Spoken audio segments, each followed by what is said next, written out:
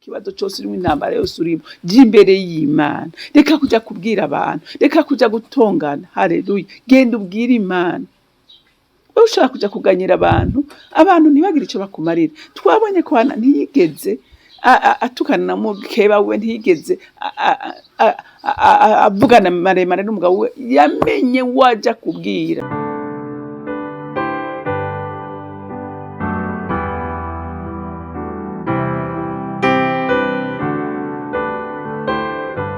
Bakunzi bahora CANAAN TV, ndanezerewe kandi gusubira guhura namwe ngo tuganire ijambo ry'Imana.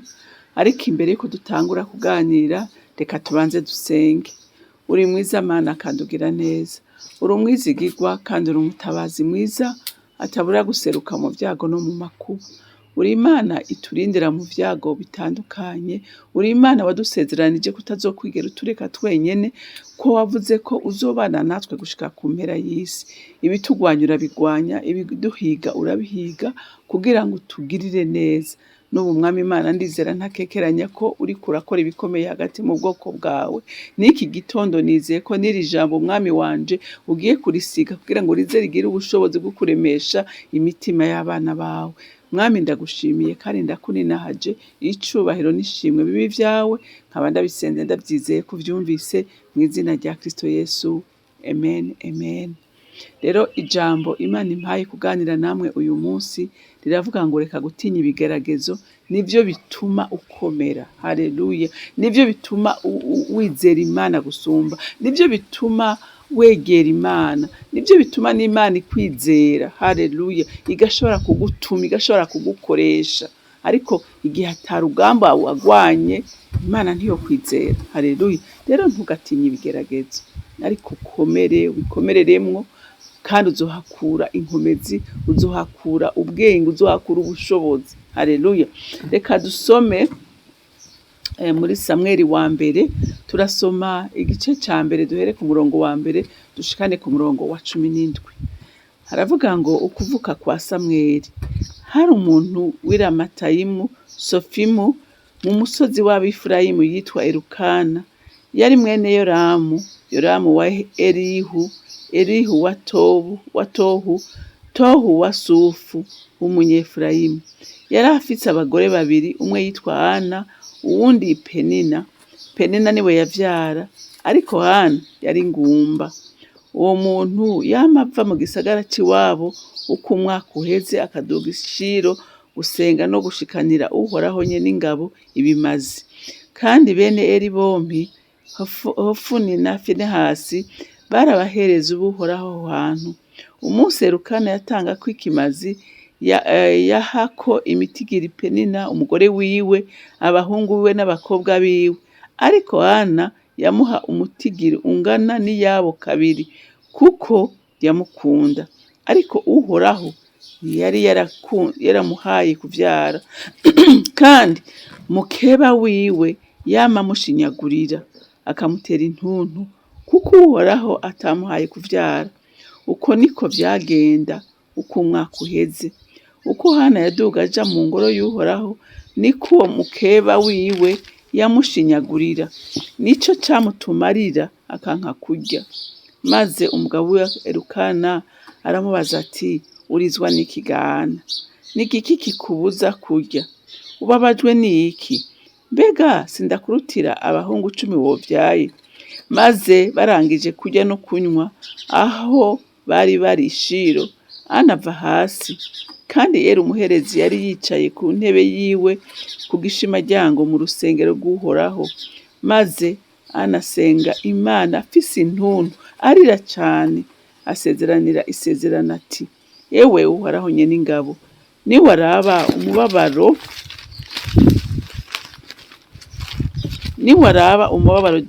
wanje inshoreke yawe, ukanyibuka, ntunyibagire jewe inshoreke yawe, ukantabaza umwana w'umuhungu, nanje nzomuguha Uhoraho abe uwawe kuzorinda apfa, kandi nta gwembere uzomugera ku mutwe. Nuko akomeje atyo gusengera imbere y'Uhoraho, Eli yitegereza umunwa wiwe, kuko Hana yavugira mu mutima akubita umunwa gusa, ariko ijwi ryiwe ritumvikana. nico catumye Eli yiyumvira ko aburewe. Nuko Eli aramubaza ati uzogeza ryari uborewe? Genda uhebe uwo muvinyu wawe. Ariko Hana aramwishura ati oya mwami wanje, ndi umuntu yabonye amagorwa, nta muvinyu nanyoye canke ikindi kiboreza, ariko nariko ndasuka amajojwa yanje imbere y'Uhoraho. Ntugire ngo ndi umuntu w'umunyangeso mbi, kuko aka kanya kose namye mvugana umubabaro n'amaganya bindengeye. Maze Eli aramwishura ati nuko niwigira amahoro, Imana ya Isirayeli iguhe ico wayisavye. Amen. Urumva iyi nkuru dusomye ko ari inkuru ibabaje. Uyu mugabo yari afise abagore babiri, umwe yitwa Penina n'uwundi Hana, ariko Hana ntiyavyara.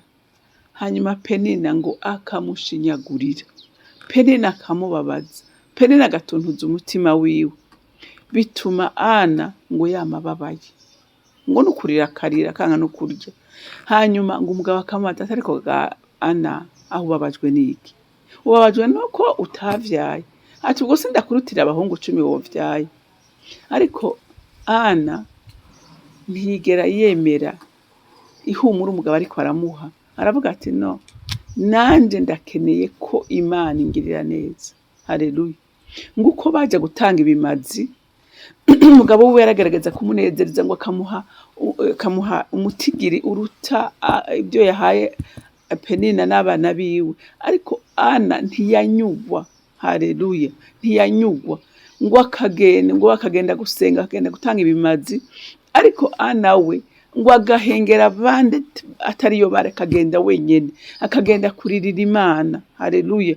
Akayinginga ati Imana ndakwinginze unkize akagasuzuguriro, nanje umpezagire, nanje ungirire neza. Haleluya. Ati kandi jewe ni wampa umwana w'umuhungu, ati ndamukwemereye. Haleluya. Nzomuguha kw'ikimazi agukorere abinyegu. Haleluya. Abinyegu yo gukorera inzu yawe. Hanyuma Imana ibona isezerano uyu mugore agize, ibona umubabara agize, Imana vy'ukuri imugirira neza. Haleluya. Ndetse ngo n'umuherezi ngo yaramwitegereje, arabona ati umugore ngena asenga atanavuga, akubita umunwa gusa, ati nta kindi n'akaborego afise. Ingenda babwire abantu b'Imana, hari igihe umuntu aba mu kibazo, hari igihe umuntu aba mu kibazo agasa n'ikibazo. Haleluya. Aba mu kibazo agahinda kakamwica n'akabonge kakajamo. Ariko Imana ishimwe ku bwa nawe ntiyagize akabonge, yagiye kugasuka imbere y'Imana, yamenye haza kugasuka. Haleluya. Nawe ndagutera intege ngo mu kibazo cyose urimo, intambara yose urimo, jya imbere y'Imana. Reka kuja kubwira abantu, reka kuja gutongana. Haleluya. Genda ubwire Imana. Wowe ushaka kuja kuganyira abantu ntibagire icyo bakumarira. Twabonye ko Hana ntiyigeze atukana na mukeba we, ntiyigeze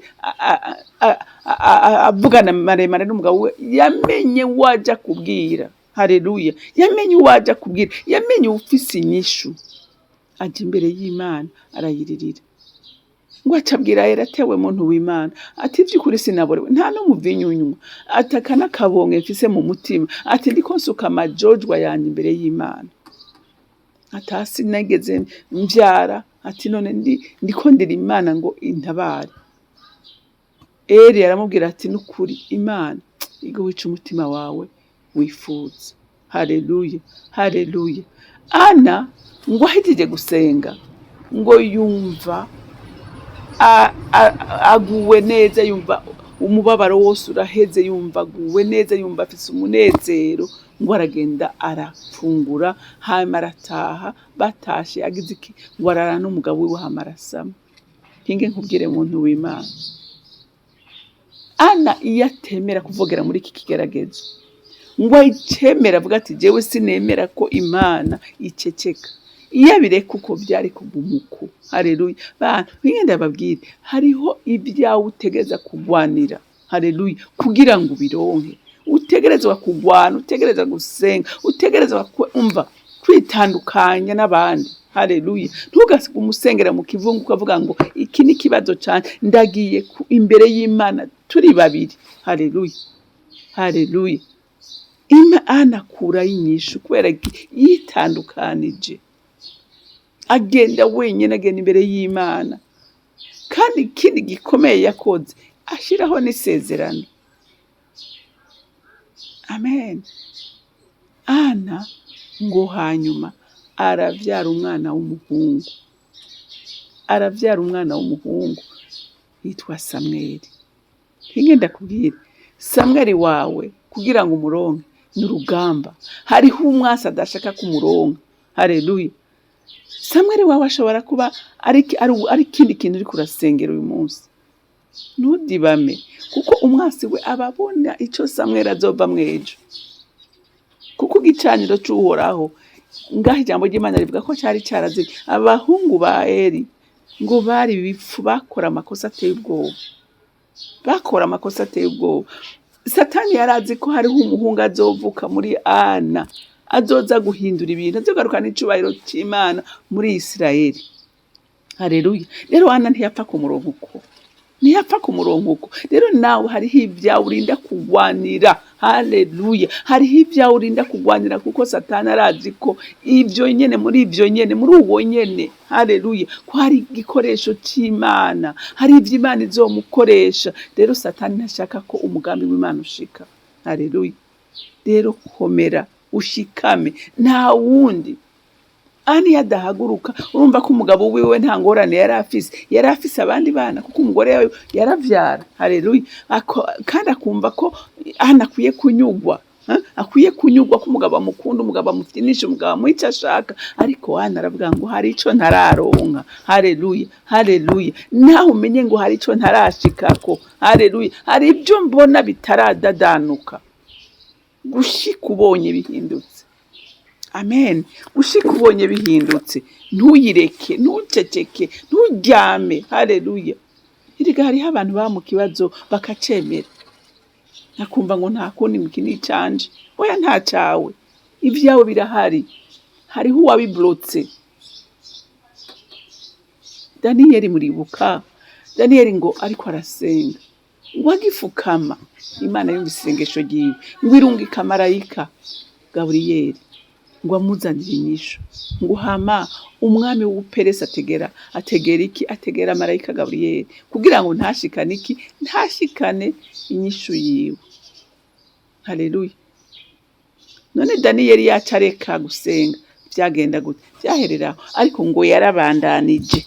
Haleluya. Ushikaho Imana ivuga ati amasengesho ya Daniyeli no sinshobora kuyihanganira.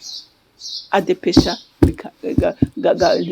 Gaburiyeli, umugabisha w'ingabo, umusirikare, umumarayika w'intambara, ati nyaruka ugenda utabare Gaburiyeli kugira ngo ashikane inyishu ku musabyi wanje Daniyeli. Haleluya. Hariho umwami w'Ubuperesi ategera inyishu zacu. Haleluya. Rero nahawe gusitana, nahawe kugwana. Haleluya. Kugira ngo ushikire ibyawe. Imana yo mwijuru rero ibampera umugisha. Mana data rugira byose uri mwijuru, ndagushima Mana kandi ndakuninahaza, kuko uri Imana idukunda, uri Imana itugwanira intambara, uri Imana idushigikira mu bitugora n'ibitunaniza, uri Imana idukomeza. Waduhaye mpwemu yera dushoboza, waduhaye mpwemu yera dukomeza, waduhaye mpwemu yera duhishurira. Mwami Imana ushimagizwe ku ubwo rukundo rwawe n'ubwo buntu bwawe butangaje. Nyemerera ushigikira abana b'Imana bacitse intege. Ubu nsubiye gusenga Mana, hari gucika intege mu kuri benshi, hari kwiheba, ariko ndasenze mu imbaraga z'Imana zimanukira umuntu wese yaracitse intege, asubira hagarara gwane, kuko Satani nta na rimwe zo kwigera yemera ku bintu tubironka byoroshe. Ariko Mwami Imana hamwe nawe nzi neza ko byose bishoboka, kuko ntashobora kukubuza gushitsa isezerano ryawe. Mwami mwiza, Mama uhambaye, ndagushima kandi ndakuninahaza. Icubahiro cyose n'amashimwe yose aba yawe. Nkaba ndabisenze ndabyizeye kubyumvise mu izina rya Kristo Yesu. Amen. Mwarahezagiwe, mugira umunsi mwiza.